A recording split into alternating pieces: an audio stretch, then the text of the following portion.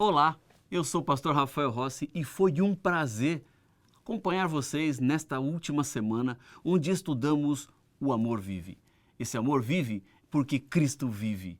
E porque Ele vive, nós temos esperança. E porque nós temos esperança, você não precisa viver com a cabeça abaixada. Você não precisa viver lamentando, murmurando, nem com medo. Porque o nosso futuro será um futuro glorioso. Mas deixa eu te dizer uma coisa. Esse futuro será apenas glorioso para aqueles que se entregam, para aqueles que decidem-se por Jesus. Portanto, o momento é esse. A hora é agora. O tema de hoje é o amor que promove o poder. Antes de irmos à palavra, à Bíblia, porque tudo começa na palavra, eu quero lhe convidar a fechar os olhos e vamos orar e pedir que Deus nos abençoe neste estudo. Bondoso Pai, estamos começando o último estudo dessa série. Já vimos que o amor vive e neste momento, na nossa última reflexão, eu quero lhe pedir que o Teu Espírito impressione todos os corações, todas as vidas que estão acompanhando este vídeo, para que uma mudança aconteça, para que uma transformação seja real e efetiva na vida de cada adorador. Permanece, portanto, conosco, é o que eu lhe peço no nome de Jesus. Amém. Jesus tinha poder, ele era poderoso, poderia fazer coisas surpreendentes. Mas certa vez para os seus discípulos, ele demonstra que o poder que Jesus tinha não estava apenas limitado a ele, mas que os discípulos, os seguidores de Cristo, também poderiam demonstrar esse mesmo poder. Se você está com a sua Bíblia aí, eu quero lhe convidar a abrir no Evangelho de João, no capítulo 14 e o versículo 12. João 14, 12. Minha Bíblia já está aberta aqui e diz assim: em verdade lhes digo, que aquele que crê em mim fará também as obras que eu faço, e outras maiores fará, porque eu vou para junto do Pai. Você já ouviu alguma expressão que diz assim, não tente fazer isso em casa? Na TV, na internet, estão sempre alguns desses experimentos acompanhados dessa recomendação. Somente um profissional pode fazer isso, ou fazer aquilo, ou fazer algo assim. Essa recomendação é uma advertência para que você não tente fazer porque vai dar errado. Sabe que com alguns personagens bíblicos acontece a mesma coisa. Não tente reproduzir o que estes homens e mulheres de fé fizeram se você não tiver fé. Porque sem a fé, provavelmente esses episódios darão errado. E se derem errado, você pode até se ferir. O que eu quero dizer é, não use os métodos de Deus sem Deus. Você precisa, primeiramente, ser uma mulher, um homem de fé. Porque sem isso, você vai se colocar em uma posição muito, muito arriscada. Por exemplo, lembra de Davi? Ele era um pastor de ovelhas e que foi visitar os seus irmãos que estavam na frente de batalha. E lá tinha um gigante chamado Golias. E Davi vai enfrentar esse gigante. Tire a fé e Davi estava morto. Um gigante forte, bem armado, equipado, guerreiro, lutador, contra Davi, pequeno, pastor, mal equipado, desarmado, porque foi a Golias com paus e pedras. Tire a fé e Davi está morto. Mas coloque a fé, Davi vence o gigante. Lembra de Moisés? Tire a fé de Moisés e ele jamais conseguiria tirar o povo do cativeiro egípcio. Tire a fé de Daniel e ele estaria morto dentro da cova dos leões. Pense em Gideão e os 300 que enfrentaram o exército dos midianitas. Eles eram muito menores, eles eram muito poucos. Tire a fé e Gideão e os 300 estariam mortos. O que fez a diferença na vida dessas pessoas foi a fé. E é a fé que vai fazer a diferença na minha vida e na sua vida. É esta fé em Cristo que pode transformar a sua história. É a fé em Cristo que pode modificar qualquer situação que esteja à sua volta. Não existe cristianismo sem Cristo. E ter Cristo na vida é ser como Cristo. Jesus era um homem de poder, mas também descobrimos que tudo o que Jesus fez quando esteve nesta terra, nós, pessoas comuns, também podemos fazer como outros fizeram também. Lembre-se, Jesus disse: em verdade lhes digo, que aquele que crê em mim fará também as obras que eu faço e outras maiores fará. Jesus andou sobre as águas. Lembra disso?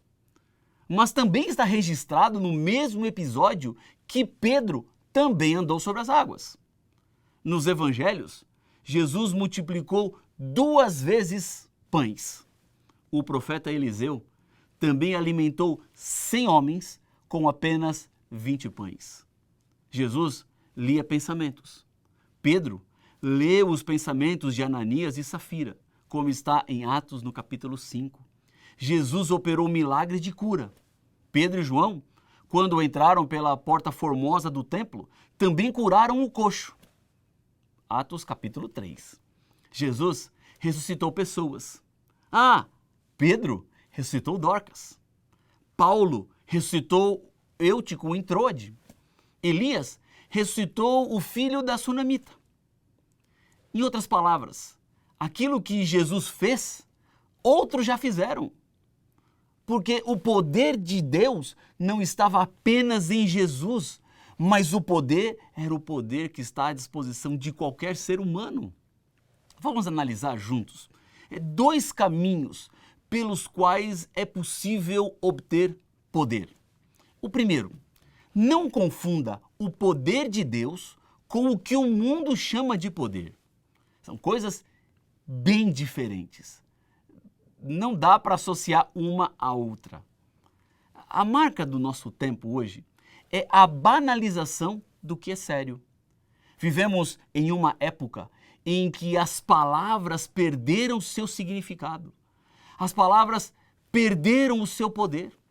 Agora, como poderemos viver e pregar sem poder? Será impossível. O poder que Deus nos dá não tem nada a ver com posses materiais. O poder que Deus nos dá não tem nada a ver com uma carteira funcional que você tenha, com uma função que você ocupe. Por isso, esses poderes são diferentes. E se nós queremos o poder de Cristo, precisamos recorrer à fonte desse poder. Veja, Mateus capítulo 10, versículo 1. Diz assim, Mateus 10, 1, estou quase aqui, Mateus 10, 1.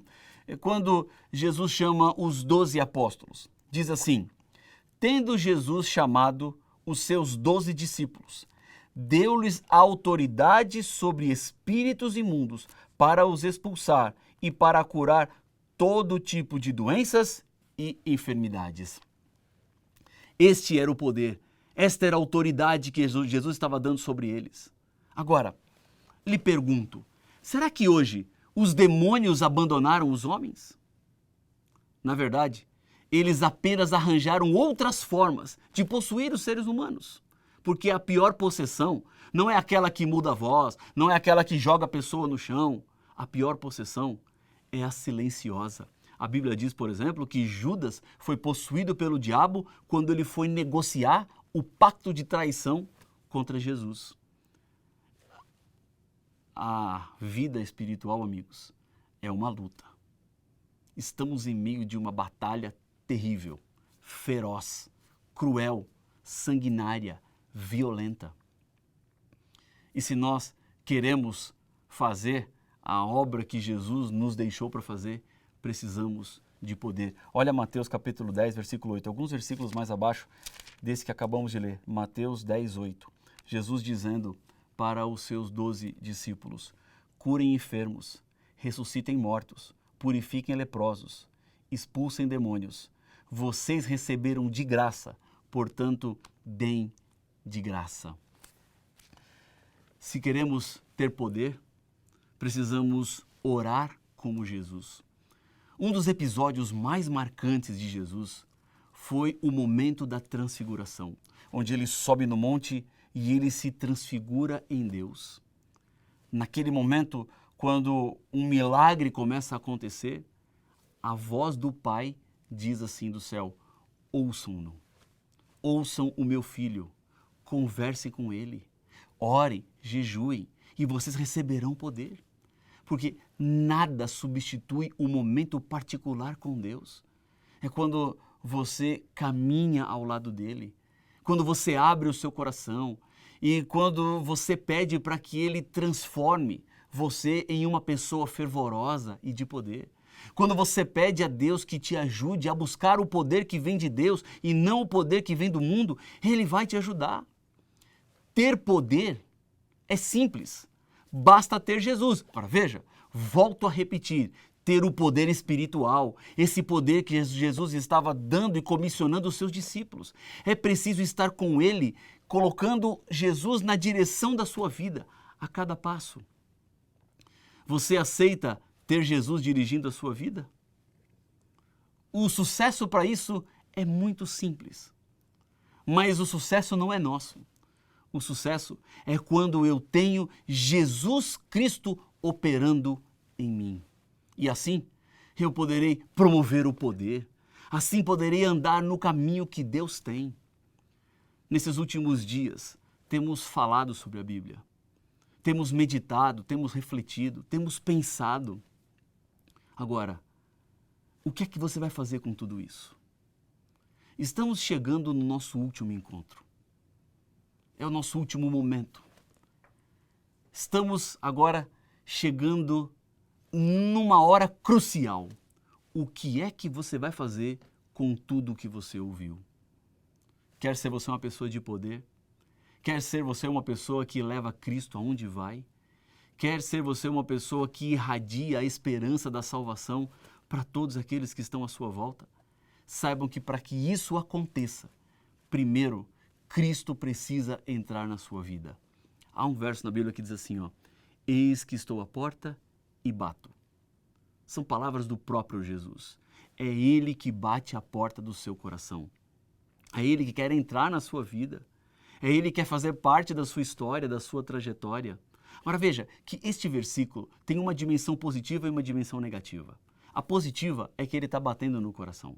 E se Ele está batendo na porta do coração, é porque Ele quer entrar no seu coração.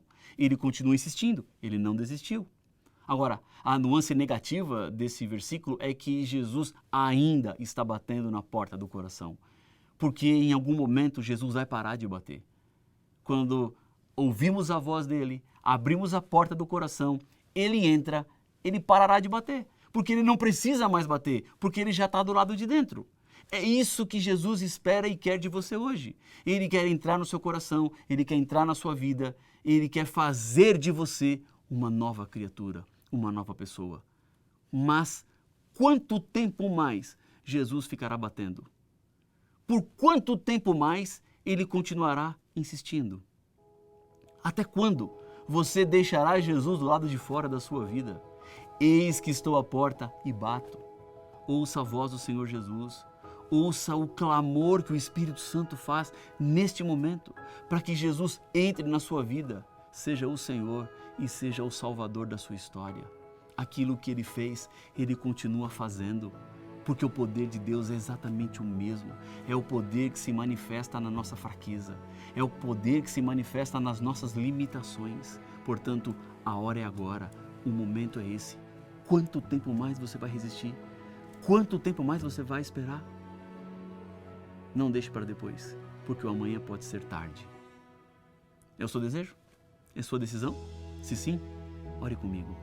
Pai de amor, Deus querido, obrigado pelo tema e pelo estudo que tivemos agora e durante toda essa semana. Queremos lhe entregar toda a nossa vida. Toma-nos sem limites, para que sejamos inteiramente teus. Pai, confirma a nossa decisão agora com o teu Espírito. Auxilia-nos para vivermos de acordo com a tua vontade e que teu Espírito seja sempre abundante em nós. Ajuda-nos a vivermos baseados no teu poder, na tua graça, em nome de Jesus. Amém. Eu quero lhe convidar a continuar estudando a Bíblia. Não paramos por aqui. Procure uma igreja perto da sua casa. Procure alguém que possa continuar estudando a Bíblia com você. Alguém que lhe explique mais das revelações que Deus nos deixou, essa carta de amor, porque o amor vive. E a prova disso é que nós ainda estamos vivos e temos a esperança da eternidade, porque o céu é logo ali. Que Deus te abençoe. Um forte abraço. Até mais.